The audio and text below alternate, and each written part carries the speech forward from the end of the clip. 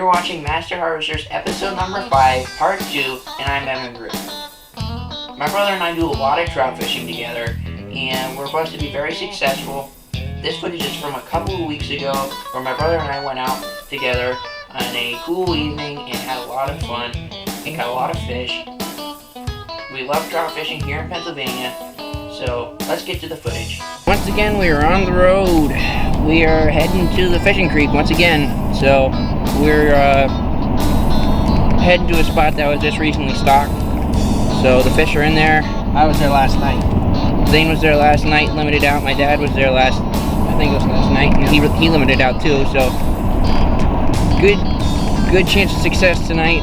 We'll see what happens. And Water's getting a little lower, so it's a little easier to catch them. Before it was like flying by. Our bait would be like cast the air to be way down there. Yeah, it was pretty bad. But we went by today, and there was quite a few fishermen hauling us for fish. So yeah, that's the plan. We'll get some footage when we get to the creek.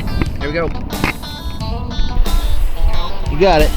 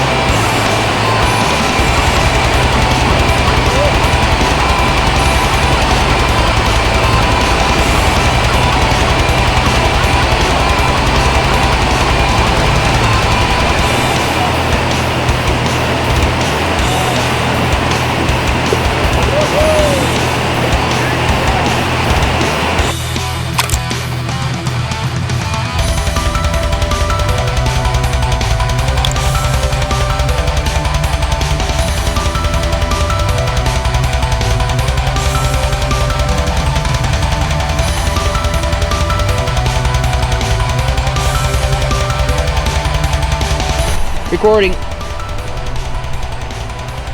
Okay.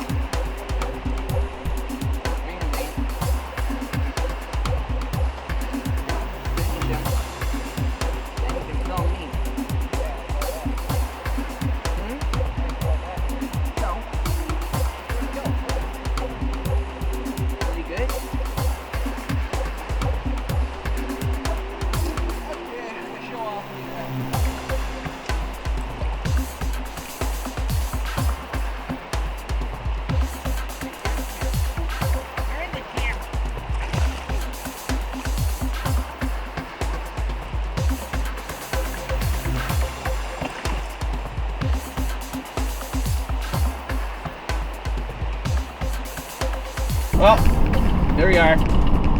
Coming down the hill to our house. I caught 5 fish tonight. Haven't caught 3. And it was hard fishing. They were not biting real hard. I was able to find a pocket, and bing bang boom, picked up my last 2, 3, something like that. And Evan caught another one. Make his number 3. He almost had one landed, and he got off. We had quite a few. We almost had landed. Yeah, it was tough today because the water's still high, and sometimes when you don't hook them real good and they get downstream from you, the current will actually pull on their bodies, and then when they jerk away with their head, it'll actually pull the hook right out of its mouth. So that happened quite a bit to me, unfortunately. Yep. So we just pulled in the house. I have wet pants again. I got hold in my boots. I don't know what I'm gonna do. But we're gonna go get a hot bowl of soup, flay some fish up, and put them in the freezer to have another night. So my brother and I had a lot of success that night. Zane's a phenomenal fisherman. I wish I could fish as well as he does.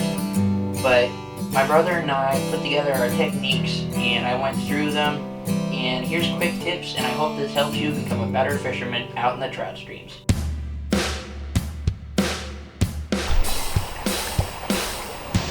Just wanted to show you real quick what I like to do from my wax worm rigs.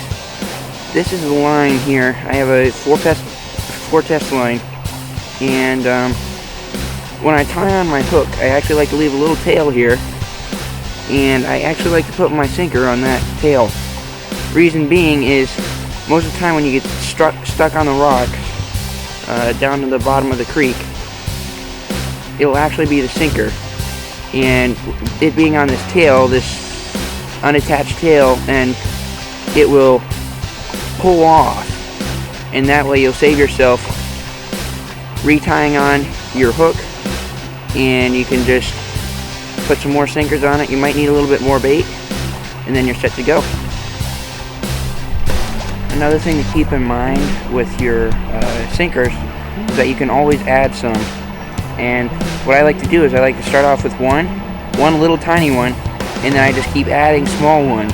And if it ends up that I get 3 small ones, then I'll put on a medium-sized sinker. Or if I get 4 small ones, then I end up putting on a big sinker. So that's just how I do it. Everybody else has their own way, but that's how I've found to be the best. And I like to put on sinkers until I start hitting the ground, hitting the rocks on the stream.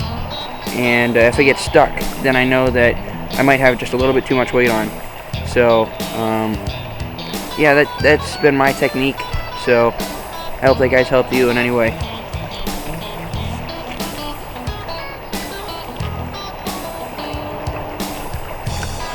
With my wax worm setup, I like to feel the line for any bumps or tugs, and that will it'll be like a bump, bump, bump if you get a bite. And one of the things to remember is not to get your line way out here, or else your response time will be very, very short. That's quite a way. Or your response time with trout is very, very short. So you don't want to get your finger way on out there and pulling all that line, because then you'll have a huge reel up before you can set the hook. So just one thing to keep in mind. One of the things that I've learned throughout my outdoor experience is to always keep moving around. You gotta fish, or you gotta hunt wherever the game is. So I haven't got any bites here, and I've had about 15 casts. So I'm actually gonna pack up and I'm gonna move. For my fishing, I like to use a size 10 or size 12 hook. Well, for my trout fishing. And when these hooks come, they're actually bent in a little bit. So I like to take the time and unbend the hook. Just like that. Opens it up a little bit more. I actually bent it a little bit too far forward. There we go. And that way, when you set the hook, there's more hooking surface for the fish. And when it's bent in, I miss a lot of fish. But when I bend it out, most of the time when I set the hook, I got the fish. So, just a tip.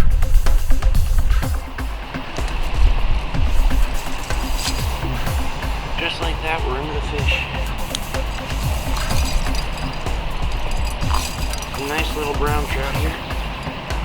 One of the things I like to remember to do is always put your fish on your stringer before you take them off the hook. I've had some heartbreaks before where I've taken my trout and taken the hook out of his mouth, and then didn't get the